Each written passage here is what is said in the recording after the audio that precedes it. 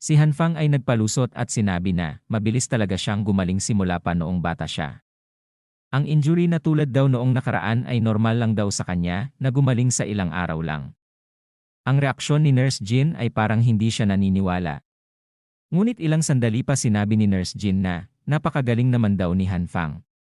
Si Hanfang ay gusto magpaka-gentleman kay Nurse Jin kaya naman inalok niya ito para buhatin ang kanyang dala.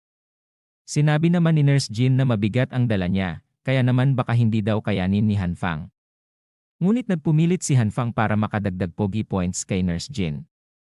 Wala nang nagawa si Nurse Jin at sinabing binalaan niya na daw si Hanfang. Sa bigat ng dadalhin, si Hanfang ay muntikan ng bumigay sa bigat. Si Hanfang ay nagtataka kung ano ang nasa loob ng kahon, kaya naman tinanong niya si Nurse Jin kung ano nga ba ang nasa loob ng kahon.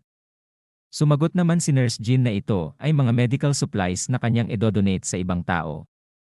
Ang cute na si Nurse Jin ay sinabing mabigat talaga ang mga kahon, kaya naman kung hindi na daw kaya ni Hanfang, si Nurse Jin na daw ang magdadala. Sa cute ni Nurse Jin nagkaroon ng lakas si Hanfang at sinabing sobrang gaan daw ng dinadala ni Hanfang. Huwag mong pilitin ang sarili mo, sambit naman ni Nurse Jin. Sinabi niya din na mas malakas daw siya sa karamihan ng lalaki. Tinanong naman ni Hanfang kung simula pa daw ba noong bata si Nurse Jin ay malakas na daw ba siya. Sinabi naman ni Nurse Jin na may dahilan daw kung bakit siya malakas.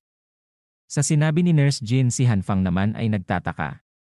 Pakiramdam pa ni Hanfang may espesyal na kapangyarihan si Nurse Jin. Si Nurse Jin naman ay parang nahihiya at sinabing hindi niya daw masabi ng malinaw kay Hanfang ang dahilan. Si Nurse Jin ay naalala na hindi niya pa daw alam ang pangalan ni Hanfang, kaya naman tinanong niya kung anong pangalan nito. Si Hanfang naman ay sinabi kaagad ang kanyang pangalan. Si Nurse Jin naman ay sinabi ang kanyang buong pangalan na si Jinsu. Si Hanfang naman ay muli na namang na-inlove dahil sa sobrang cute ni Jinsu. Ang dalawa ay mas nakakapagmabutihan pa at nagpatuloy pa sa kanilang pag-uusap. Tinanong ni Jinsu kung ano daw ang pinagkakaabalahan ni Hanfang sa kanyang buhay. Sumagot naman si Hanfang at sinabing isa siyang walang trabaho na tao. Sa sagot ni Hanfang namangha naman si Nurse Jin. Kaya naman tinanong ni Hanfang kung ano daw ang nakakamangha sa taong walang trabaho. Ilang sandali pa may lalaki na namang nakabangga kay Nurse Jin. Kaya naman salamat sa lalaking bumangga, ang malambot na kokomelon ay naikiskis kay Hanfang. Nang dahil dito ang virgin na bida natin ay hindi na mapigilan ang mag-blush. Nang dahil sa nangyari humingi ng tawad si Nurse Jin dahil kumiskis ang kanyang kokomelon kay Hanfang. Sumagot naman ang ating bataan na ayos lang yon. Ilan sandali pa dumating ang bruha para makialam sa moment ng dalawa. Sinabi ni Yuna na bakit hindi daw nag-text si Hanfang na andito lang daw pala siya. Ang bruha ay nagsimulang yakapin ang braso ni Hanfang habang ikinikiskis ni Yuna ang kanyang kokomelon. Tinanong din ni Yuna kung sino daw ang kasamang babae na hindi kagandahan ni Hanfang. Si Nurse Jin naman ay biglang nahiya at kinuha na ang mga kahon. Sinabi niya din na aalis na siya at wala daw siya balak makialam sa dalawa. Ang dismayadong si Hanfang naman ay tinanong si Yuna kung ano ang ginagawa niya sa lugar. Sumagot naman si Yuna na andun daw siya para kumuha ng supplies. Sinabi niya din na nag-aalala daw siya kay Hanfang dahil ilang araw na daw itong hindi nagpaparamdam kay Yuna. Si Hanfang naman ay sinabing magte-text na sana siya nang bigla siyang nakita ni Yuna. Si Yuna naman ay sinabihang sinungaling si Hanfang dahil kakakita niya lang daw kay Hanfang na masayang nakikipag-usap sa hindi naman daw kagandahan na babae kanina. Ang bruha ay biglang nawalan ng gana magtampo at tinanong si Hanfang kung may food supplies pa daw ba ito. Wala na rin daw siyang makain sa bahay. Kaya naman kung may food supply pa daw si Hanfang bigyan niya naman daw ng kaunti si Yuna. Ang bataan naman natin ay pasimpleng ngumiti dahil sa nakikita niyang nahihirapan ang bruha. Si Hanfang ay sinabing paubos na daw ang kanyang kaunting supply ngunit pwede naman daw bigyan si Yuna. Si Hanfang ay inalok si Yuna na samahan siya ni Yuna sa kanyang lugar ng mga ilang araw para magpainit ng katawan. Si Yuna naman ay biglang nagulat sa sinabi ni Hanfang. Si Yuna naman ay nagsasabi ng kung ano-ano para lang makaiwas sa pagpunta sa lugar ni Hanfang. Si Hanfang ay paalis na at sinabing mukhang ayaw sumama ni Yuna sa kwarto niya kaya naman aalis na daw siya. Si Yuna naman ay nabigla na naman. Hindi niya din pinakawalan si Hanfang at pinahinto ito. Sinabi ng babaeng bruha na seryoso daw siya sa nararamdaman niya kay Hanfang.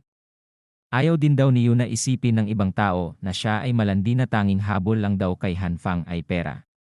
Ang bataan nating virgin naman ay natouch sa mga sinabi ni Yuna.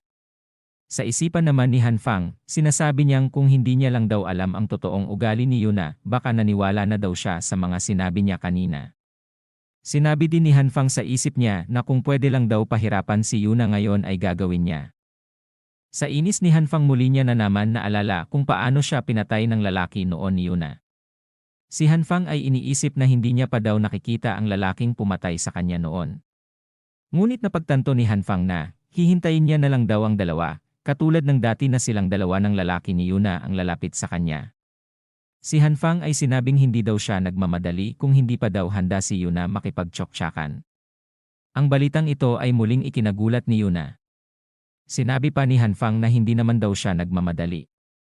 Kaya naman maghihintay na lang siya kung kailan handa na si Yuna. Huwag na din daw mag-alala si Yuna dahil bukas daw magdadala daw si Hanfang ng food supply kay Yuna. Ang dalawang naglolokohan ay masayang nagpaalam na sa isa't isa. Ngumiti na naman si Yuna na parabang nakabingwit na naman ng malaking isda. Ang hindi niya lang alam niloloko din pala siya ni Hanfang. Makalipas ang 2 araw.